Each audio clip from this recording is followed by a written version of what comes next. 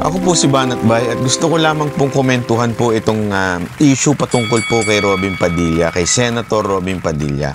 Tungkol po doon sa kanyang mga statement doon sa isang hearing na kung saan tinatalakay po doon yung issue ng mag-asawa. Out of ano lang po, of urge. Kasi ano po yan no?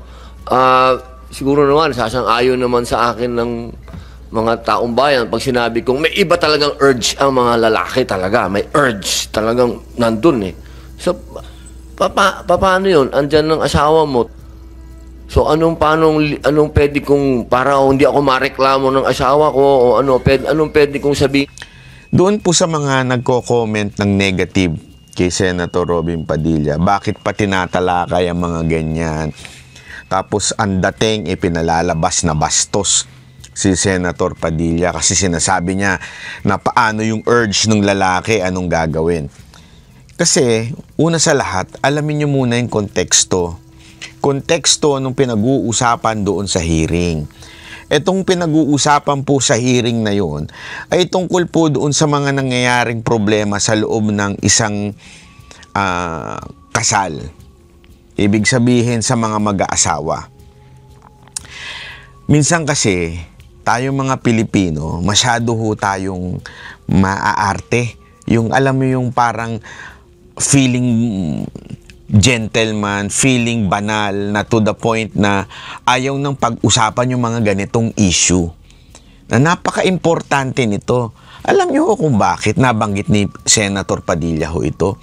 Ito po kasi ang pinagdadaanan ng bawat Pilipino, lalo na po yung nandoon sa laylayan. Problema po ito ng mga mag-aasawa na feeling ng mga nasa alta sa syudad. Feeling ninyo, bastos yan. Hindi yan tinatalakay dapat sa Senado. Ang problema kasi sa inyo, out of touch kayo sa mga tunay na nangyayari sa ating kapaligiran, sa ating pong society. Alam nyo ho ba na yan ang isa sa nagiging problema ng bawat Pilipino na naandun sa CND, NE, yung problema nila sa mga mag-aasawa. Kaya nga po, makikita natin kaliwat kanan dyan yung mga issue na binubugbog, issue na kung saan yung babae ay niloloko ng mga lalaki. Kasi nga po, yung problema na yan, hindi ho nasusolusyonan. Hindi ho nabibigyan ng pansin ng gobyerno. Kasi ang gobyerno, feeling nila, ang problema lang ng taong bayan ay tungkol sa politika, tungkol sa mga bagay-bagay na hindi naman po nakaka-relate yung mga kababayan natin, lalo na sa mga nasa laylayan. Lalo na ho dun sa mga kubo-kubo lang. Kasi nga, wala kayo, out of touch kayo Buti nga, meron tayong isang senador na nakakaunawa doon sa mga nangyayari sa baba. Problema ho yan, hindi nyo ho ba alam? Problema ho yan ng mga mag-aasawa. Kasi sa mga mayayaman, ganito lang. Sa mga mayayaman, pag hindi pinagbigyan, ano ginagawa ng mga lalaki? Pupunta lang yan sa kabit. Pupunta lang yan sa espakol. Pupunta lang yan sa KTV. Tapos na yung kanyang problema. Naintindihan ninyo? Ganyan no kasi yung mga nasa mayayaman. Yun na yun. Pera lang ng niyan, solusyon yan.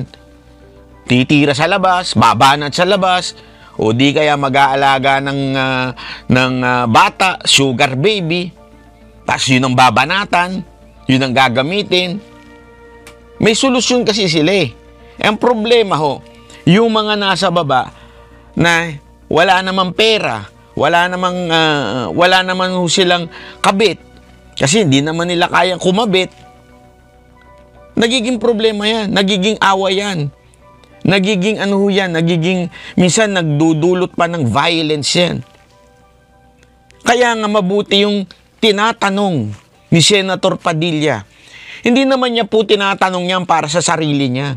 Tinatanong niya po yan para ho sa mga kababayan natin na hindi alam ang gagawin. Ang ganda nung tanong niya. Don't tell me, hindi nyo tinatanong yan. Huwag kayong magmalinis. Kayong mga nagsasabi at nag-aalipusta kay Senator Padilla, huwag kayong magmalinis. Marami sa inyo hindi pinagbibigyan ng asawa ninyo. Kunwari lang kayo dyan. Di ba? Paano pag hindi kayo pinagbigyan, nandun yung urge? Buti nga tinanong sa legal eh. Bakit to? Kasi para malaman kung paano ang tamang approach. Kasi ang nangyayari, feeling kasi nung iba na ang pag-abuse ay nasa isang parte lamang ng gender. Mga babae lang ang na-abuse. Di ba? Kasabihin nila. Pero sa totoo, babae o lalaki na-abuse sa isang relationship. Kasi remember, meron din pangangailangan ng lalaki. Is that a sign of abuse na sinasabi sa legal na definisyon? Kaya nga niya tinatanong sa abogado. Kaya nga niya inaalam doon sa abogado, ano ba ang tamang approach dito? How do we think about this? Paano ba natin yung mindset natin dito para masolusyonan natin yung ganitong problema? Kasi kayo, ang gusto ninyo ng mga senador ay yung mga napakalalalim ng mga terminolohiya, mga inflation, di ba? May nga economic sabotage, mga matulupit na mga malalalim na sa totoo lang 70 to 80% na tayong mga Pilipino, aminin man natin o hindi, feeling rich kasi tayo eh. Feeling natin, may alam tayo. But in reality, 70 to 80% ng mga Pilipino, walang alam sa mga ganyan.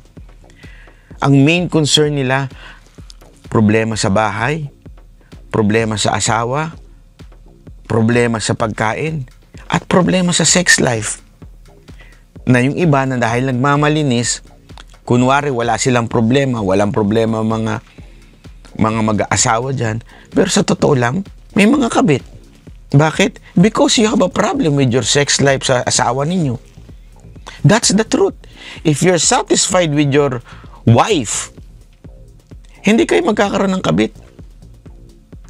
Sa totoo nga sa kamara na lang Ang dami dyan, mga congressman Ang daming puro kabit. Don't tell me wala silang problema sa sex life nila. Kaya nagkabit yan. Bakit? Malamang, hindi sila napapagbigyan. Kung napapagbigyan mo sila, losyang na. Hindi ginagawa yung tama. Hindi laging nasusunod lang yung babae. Alam mo, ang ganda ng ginawa ni Senator Padilla na binabatikos lang po natin kasi feeling natin, alam na natin, sabihin yung iba dyan, artista kasi yan Alam mo, yan nga ang hinahanap ng taong bayan Mga senador na meron hong alam sa problema nila. Senador na nakaka-relate sa problema nila. Yan ang mga problema ng mga nasa laylayan. Alam niyo kung bakit? Alam niyo kung bakit? Asa ng parang factory ng mga bata? Nasaan? Nasa DNA, nasa C or AB ba? Wala. Nandun sa DNA. Bakit? Kasi may problema sa ganyan Hindi pinag-uusapan, iniisip kaagad, bastos. Di ba? Dapat to, planado yan. Kaya ang ganda ng tanong niya Marami yung pwedeng i-discuss dyan. Tama nga naman, paano yung urge ng lalaki? Paano yung urge ng babae? Di ba? Dapat nga pinag-uusapan yan in a sense na magkakaroon ng tamang sex education ng mga Pilipino. Para hindi tayo ganito na para tayo mga factory ng mga bata. Tayo kasi, piling nagmamalinis. Pag pinag-usapan, bastos na kaagad sa tingin natin. Ganun tayo Feeling natin, pagka pinag-usapan na kaagad, bastos yan, di maganda yung pinag-uusapan na yan. Hello? Dahil sa pagiging ganyan natin na banal-banalan, kaya ganito ang Pilipinas. You know why? Yung populasyon natin, sa sobrang dami natin, ang hirap i-govern, ang daming criminality, hindi sapat ang trabaho. Isang reason dyan, dahil sobrang lumolobo ng populasyon natin. Alam niyo kung bakit lumolobo ang populasyon natin? Kasi tayo ay nagmamalinis. Marami sa atin ayaw i-discuss yung issue na about sex, about relationship sa pamilya. sex life, ayaw pinag-uusapan yan. Kasi feeling, banal na banal, hindi pwedeng pinag-uusapan yan. Ayan usaping pambahay lang. Kita nyo ano itsura ng Pilipinas. Parang factory ng mga bata. Pumunta ka sa mga laylayan, di ba? Pag nagpunta ka doon, grabe yung mga bata doon, kalat-kalat. Kasi nga, feeling natin, pag yung mga issue na yan pinag-usapan, hindi bagay yan sa being gentleman. Hindi bagay yan pag-usapan ng mga nasa taong gobyerno. Buti meron tayong isang Senator Padilla na pinag-uusapan ng tama.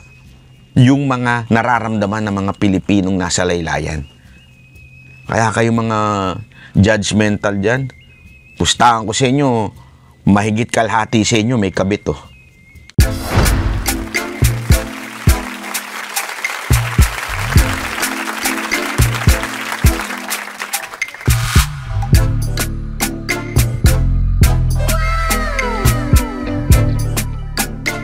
The next performance will